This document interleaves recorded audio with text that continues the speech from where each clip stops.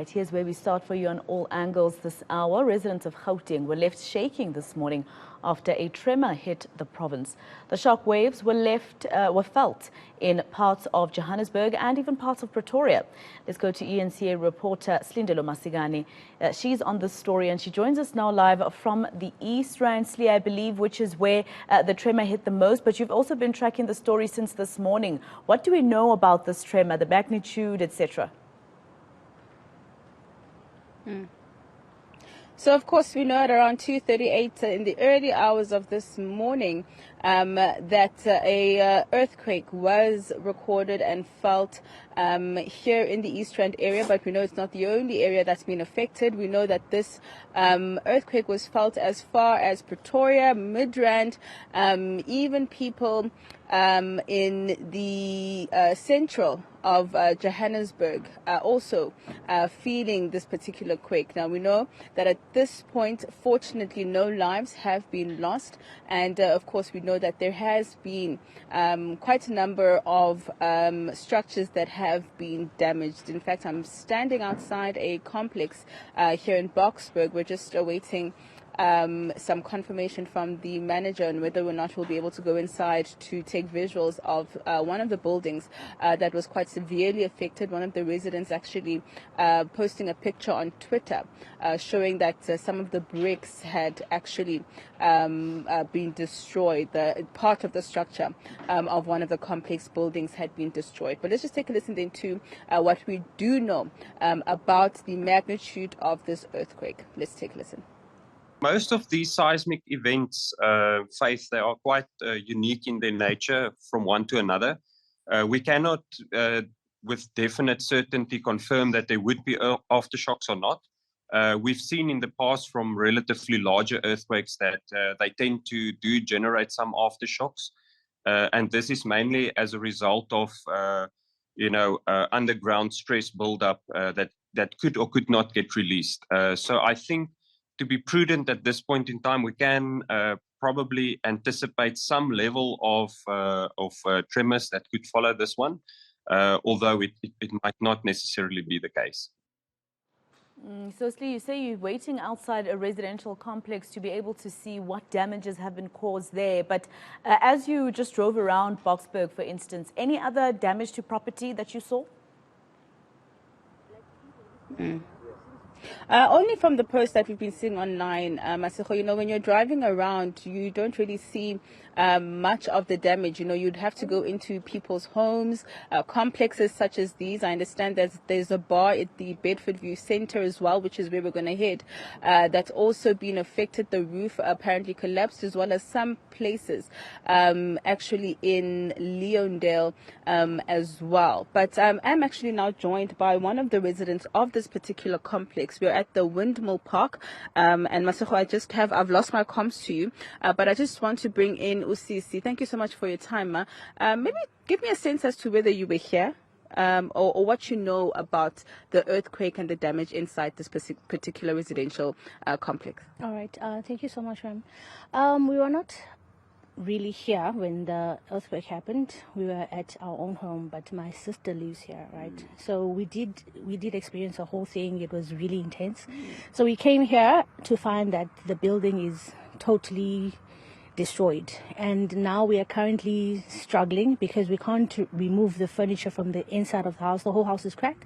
We're scared that it might cave in. We have little children running around. We don't have any assistance. It's really not safe for anyone. So we're just standing outside. They've been out since 2 in the morning. They had to sleep outside, literally, with children. So it's very uncomfortable for everyone, and we're not getting assistance. So we don't know what to do. Obviously, this is quite a scary situation. Do you know if your sister's place is the only one that's affected, the only one that's had walls cracked? It's a lot of people. It's a lot. It's like, because the complex has got like 3 levels, so all of them, like it's a bad situation. And it's not only one place. It's like 3 different complexes in the same, like 2 different buildings in the same complex. So it's not safe. It's not safe. Even if they move from one place to another, it's cracked. What if it hits again? you know, and there's kids. It's just not safe, guys, and no one is getting any help. So are you saying that the management of the complex is not assisting? Yes, most definitely. Yeah. Talk to me then about what you experienced and what you heard at 2:38 this morning. Okay, so it just felt like the house was caving in. The whole bed was moving, so we jumped up and I grabbed my second born, who was 2, tried to run to the other room to get my child, and we were just all standing in awe. We didn't know what was happening.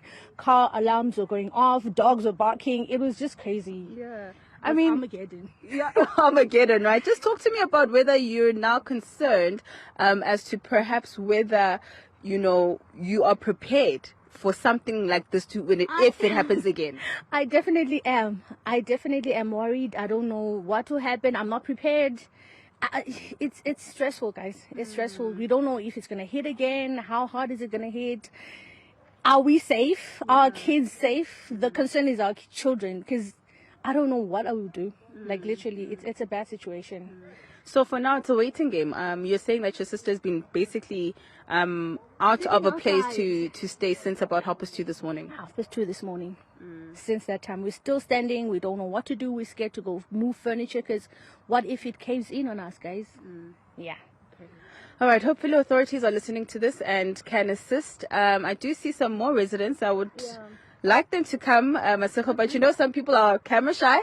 But I think you can tell from what we've heard from Usisi that the situation inside this particular residential complex or estate seems quite dire. We've got, in the very least, one family that is now without a home. The house which they were in or housing in, the walls have cracked, and there are fears that, of course, it may collapse. They've been out of this particular house since about 2:30 this morning.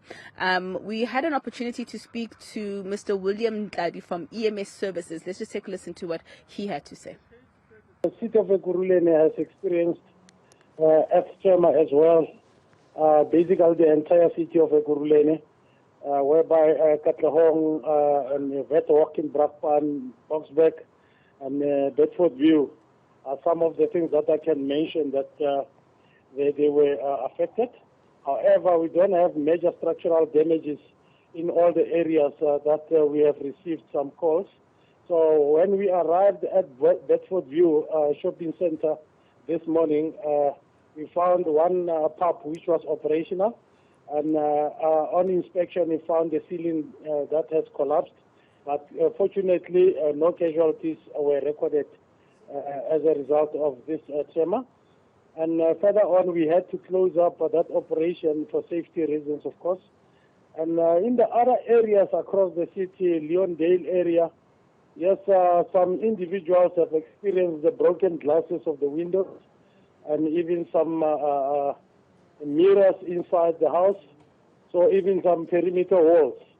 So, but no casualties this far. No injuries that we have attended to that was brought to our attention. However, we're still pleading with the residents across the city for any emergency that they need us to come and assist with. So please, they can do so. We are readily available so that we can come and assist them. And Slee, you look on social media, a lot of people thinking, expressing what they thought was happening during that time. But I mean, I was fast asleep and I feel so bad that I didn't hear anything. Did you? I didn't, and I don't live too far from the East Rand area. I'm actually quite surprised. I'm a light sleeper, and I'm really shocked that I didn't hear anything. I literally just woke up to many of the texts and the images and the videos we saw on social media, and then I was scared myself to think, oh gosh, is my own house affected? And so I was kind of hesitant to go downstairs, and when I did, kind of looking at the walls, trying to see if there's any damage, but thankfully there was none. But of course it has you thinking, are you prepared for an earthquake? Is your home prepared? Do you know what to do? If an earthquake hits, do you know who to call? Certainly I think it raises a lot of questions around how prepared are we for such situations. indications for another earthquake that could be, much higher on the Richter scale and could possibly cause even more damage. But of course, we have been driving around Boksburg, which of course we know is the epicenter of this particular earthquake, speaking to residences. One particular family we spoke to, their video of their CCTV footage went viral this morning. They captured in their living room their dogs reacting, in fact, to that particular earthquake as well. And you can see from the footage just how loud it was and the shaking of that particular camera. Let's just take a listen to what they had to say to me this morning as well about their reaction to this earthquake. It was a case of waking up and the whole house was vibrating. Yeah. Don't even think I used my hands to actually get up. And yeah, just waiting for something to happen with the kids, start crying, and they were fine. But Yeah. the whole house was rattling. Dogs went bananas. And we heard it vibrating right through the house. Yeah, it was so scary. I didn't see anything, but I had. The windows were shaking, and it appeared like somebody was removing the windows. So I thought maybe these are thieves or something else. So I did felt everything. Yeah. I heard the earthquake, and then the bed was shaking. It's like I was almost fall down on the floor. It was like a train, like. Yeah, it was very scary. I was just like sitting up also straight away, and then I saw my husband is like sitting up, and we were like, when is this going to stop? It's not stopping. Hear that noise. It's like my child is going to wake up now screaming. We were like really preparing for the worst. It's quite interesting to see what people are saying. Senior reporter Slindelo Masikane live for us there in Boksburg. And I mean, as Lee is saying, it's very important to ask yourself if you are ready. When I woke up early this morning at around 8 o'clock, if you think 8 o'clock is early, I saw the neighborhood WhatsApp group and people just explaining what they felt, etc. And the first thing I did was exactly what Slee did. I went around the house to see if everything had fallen, and I didn't feel anything.